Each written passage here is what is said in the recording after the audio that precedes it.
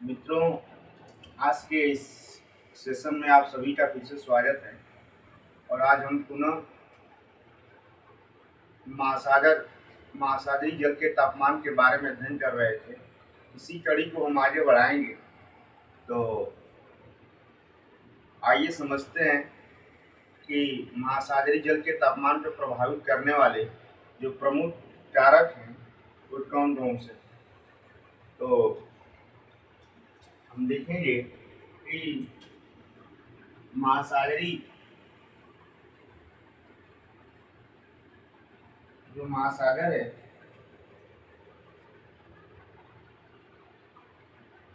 महासागरीय जल के तापमान को प्रभावित करने वाले कारक, तापमान को प्रभावित करने वाले कारक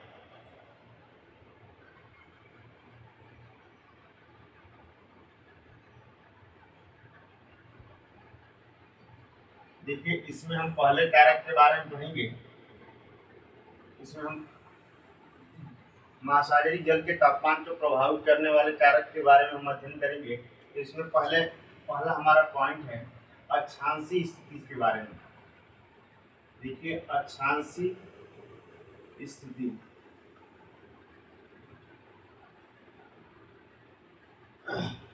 अक्षांशीय स्थिति का मतलब ये कि अक्षांशीय स्थिति के वजह से महासागरीय जल के तापमान में किस प्रकार का परिवर्तन होता है, इसी के बारे में हम अध्ययन करेंगे। तो हम जैसा कि हम बता रहे थे पीछे कि आपतन कोण के बारे में कि पृथ्वी जो सूर्य होता है, ये सूर्य की किरणें पृथ्वी के धरातल, सूर्य की जो किरणें हैं और पृथ्वी के सतह के मध्य जो बनने वाला कोण होता है, उसी को हम क्या बोलते हैं? आपतन कोण बोलते हैं। उसी को हम क्या बोलते हैं? आपतन कोण कहते हैं। सूर्य का किरण और पृथ्वी के सतह के मध्य बनने वाले कोण को हम क्या बोलेंगे? आपतन कोण कहेंगे। ठीक। तो अब इस आपतन कोण के बारे में हमने देखा था, जैसे ये पृथ्वी है और ये सूर्य है और ये हमने ये विषुवत रेखा है, उसके ऊपर 10 डिग्री, उसके बाद से 30, 45 और ये 60 और ये 90।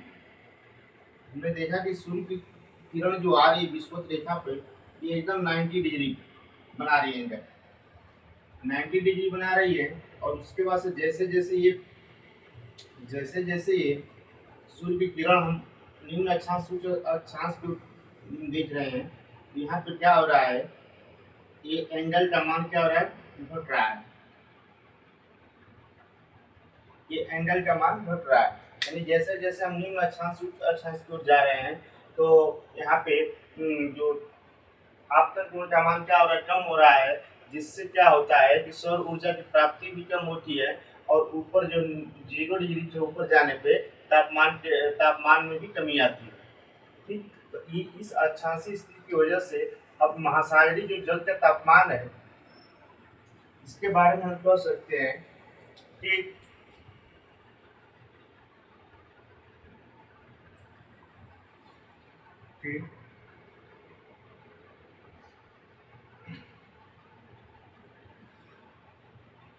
देखिए, हम यहाँ पे कह सकते हैं कि खुले महासागर के पृष्ठीय सतह, देखिए यहाँ पे हम इसके बारे में लिख सकते हैं। यहाँ पे कह सकते हैं खुले महासागर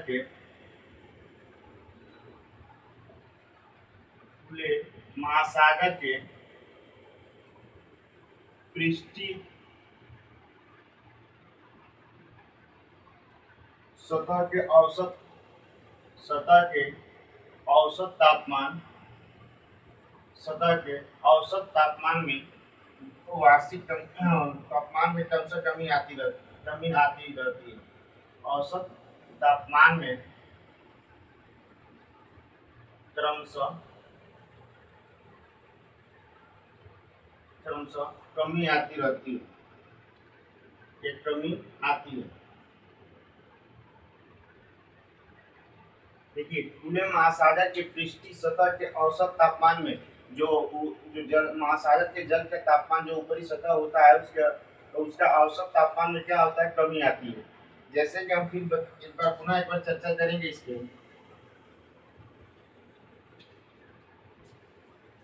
तो देखिए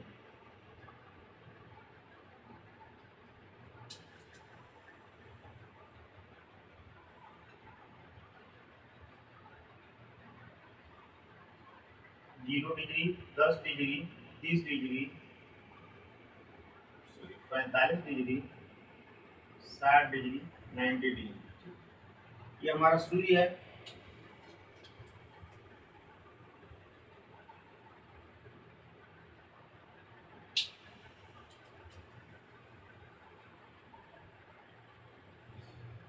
यहाँ पे देखिए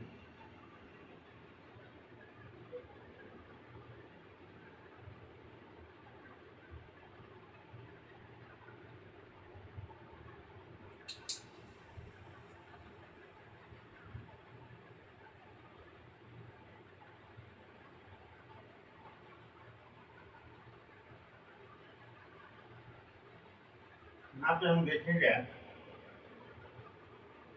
जो ये महासागर है, तो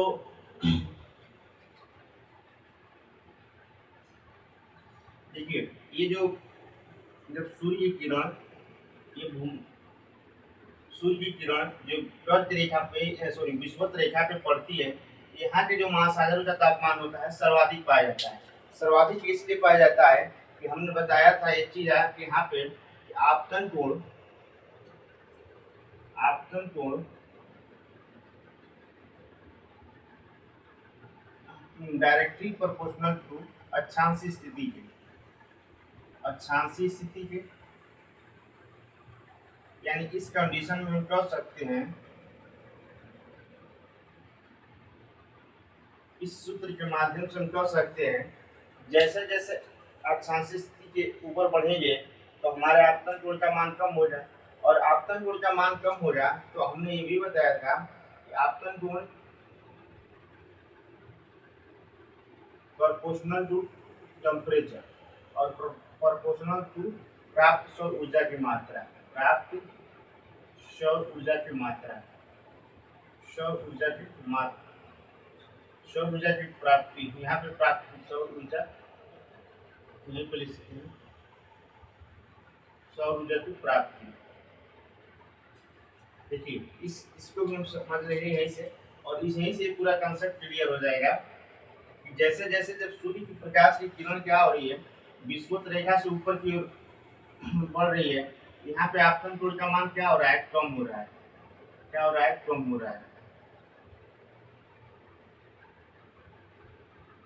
तो यहाँ यहाँ पे जो पाए जाएंगे महासागर, उनका जो तापमान हो जाए, उसकी सतह का जो तापमान पाया जाएगा वो उस तापमान में क्रमशः क्या होता जाएगा, कमी होता जाएगा। यानी यहाँ के महासागर के जल का तापमान क्या होगा, सर ज्यादा गर्म हो जाए, इसके अपेक्षा यहाँ थोड़ा सा ठंडा पा जाएगा, उसके अपेक्षा यहाँ पे ठंडा पाया जाएगा, यहाँ उसके अपेक्षा, यानी नीचे से हम जब ऊपर की ओर चलते हैं, जब नीचे से ऊपर जाएंगे तो क्या हो जाएगा, हमारा तापमान में कमी हो जाएगा, तापमान में कमी हो जाएगा। यही तो महासागरीय जल के तापमान को प्रभावित करने वाले अक्षांशीय स्थिति का यही प्रभाव है कि जो इसके अंतर्गत जो आने वाले जैसे जो महासागर हैं उनके उनके जल में क्रमशः निम्न अक्षांश रूप से संस्कृत जैसे देखेंगे उसके तापमान में कमी आएगी। उसके बाद से हम बात करें यहाँ पे कि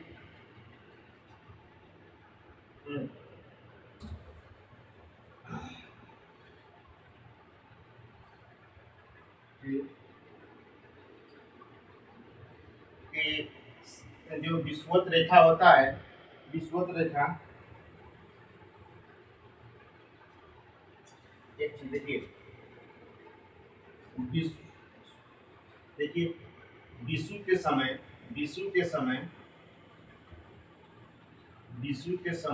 विषुवत रेखा पर विषुवत रेखा पर स्थित विषुव के समय विषुवत रेखा पर स्थित महासागरों का तापमान क्या होता है? सर्वाधिक होता है। विषुव के समय विषुवत रेखा पर स्थित महासागरों का तापमान क्या होता है? तापमान सर्वाधिक होता है। एक कंडीशन ये होता है। दूसरी बात, दूसरा चीज हम ये भी देखेंगे, ये पहला है। दूसरा चीज कि कर्क रेखा पे स्थित जितने भी महासागर हैं, कर्क रेखा पे जितने भी महासागर स्थित हैं, उनके तापमान में क्रम से क्या होता है? उनके तापमान क्या होता है? सर्वाधिक होता है। यानी ये कह सकते हैं कि कर्क रेखा पे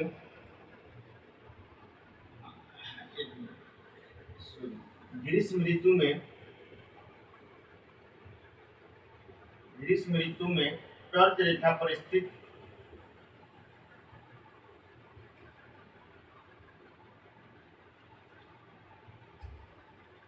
ग्रीष्म ऋतु में कर्क रेखा पर स्थित महासागर का तापमान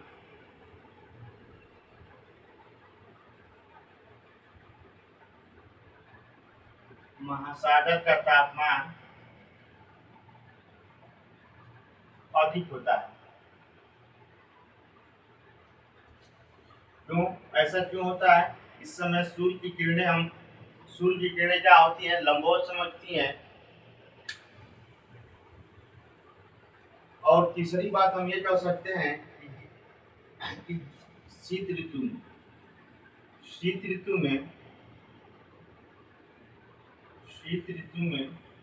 मकर रेखा पर स्थित महासागर का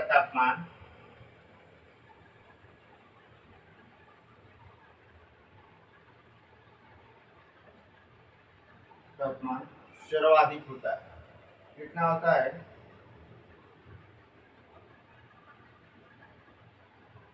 यानी 3 कंडीशन में तापमान सर्वाधिक पाया जाता है। यानी विषुव के समय विषुवत रेखा पर महासागर का तापमान सर्वाधिक होता है।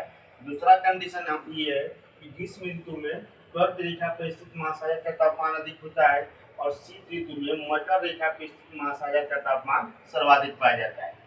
तो हमने अक्षांशीय स्थिति में परिवर्तन की वजह से महासागर के तापमान में जो परिवर्तन होता है, दिखाई देता है, उसके बारे में जाने। अब दूसरा पॉइंट हम देखेंगे कि महासागरीय जल के तापमान को प्रभावित करने वाले कारक में हम ऋतुवार परिवर्तन करेंगे। ऋतुवार परिवर्तन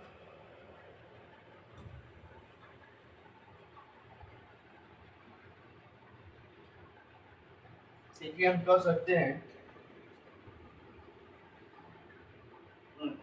दूसरा जो टॉपिक है उसका नाम है ऋतुवार परिवर्तन। ये ऋतुवार परिवर्तन भी क्या करता है? महासागरीय जल के तापमान को प्रभावित करता है। तो ऋतुवार परिवर्तन जो हम समझेंगे, हम ये देखेंगे कि ये मौसम हमारा ग्रीष्म ऋतु का है,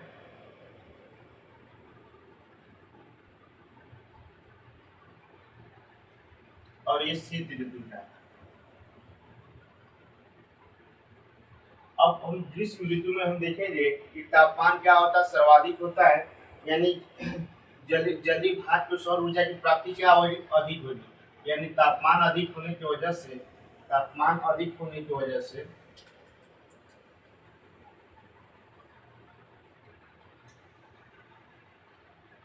जलीय भाप को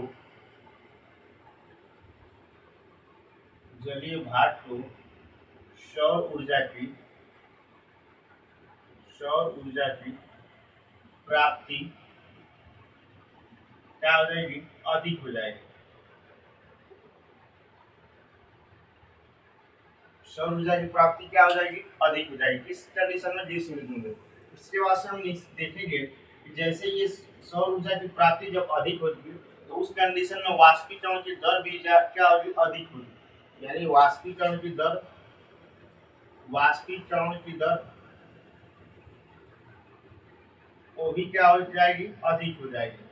यानी जलीय भाप में सौर ऊर्जा की प्राप्ति अधिक होती है, जिसकी वजह से वाष्पीकरण की दर अधिक होने लगती है। और अब वाष्पीकरण की दर जब अधिक होने लगती है, तो उस कंडीशन में महासागर के जल के तापमान का प्रभाव ये पड़ता है कि जो जो महासागर के जल का तापमान जो वायुमंडल से संलग्न होता है, तो वायुमंडल की अपेक्षा महासागरीय जल का तापमान क्या हो जाता है, कम पाया जाता है।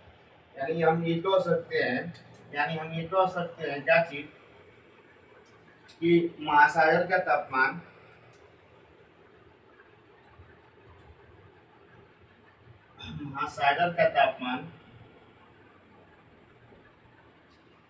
संलग्न वायुमंडल के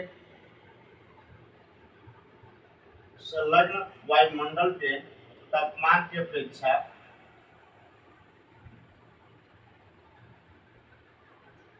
वायुमंडल के तापमान की तुलना में कम पाया जाता है।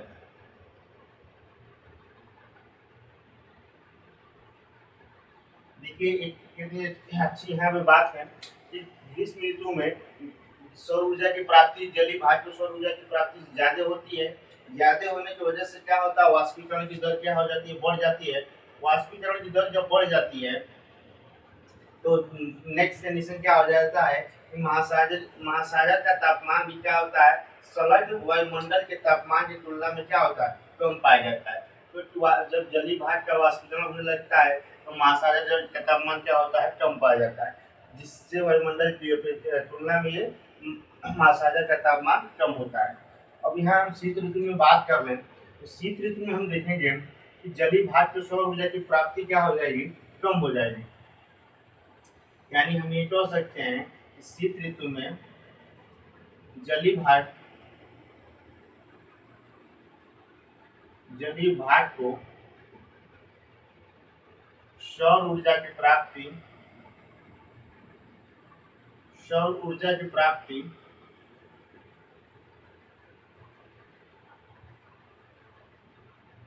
जलीय भाप को सौर ऊर्जा की प्राप्ति कम होगी। शीत ऋतु में कम पाई जाएगी, प्राप्ति कम होगी। अच्छा, अब जलीय भाप को सौर ऊर्जा की, क्योंकि मौसम शीत ऋतु का है, यहाँ पे 2 बार शीत लिख गया है,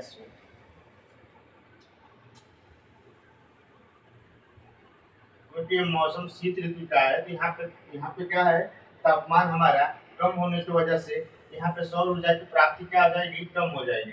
अब इसके बाद से इसका प्रभाव क्या हो जाएगा, इसका प्रभाव ये हो जाएगा कि वाष्पीकरण की दर भी क्या हो जाएगी, कम हो जाएगी। और वाष्पीकरण की जो दर हो जाएगी वो भी क्या हो जाएगी, न्यूनतम हो जाएगी। जब वाष्पीकरण की दर न्यूनतम हो जाएगी, तो इसका प्रभाव ये पड़ेगा कि महासागर का जो तापमान हो जाएगा वो वायुमंडल के तापमान की तुलना में अधिक हो जाएगा। यानी हम ये कह सकते हैं कि महासागर का तापमान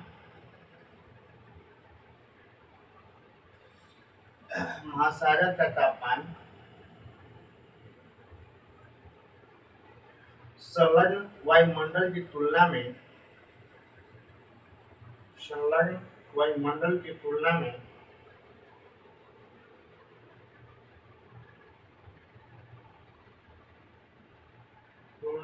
अधिक पाया जाता है।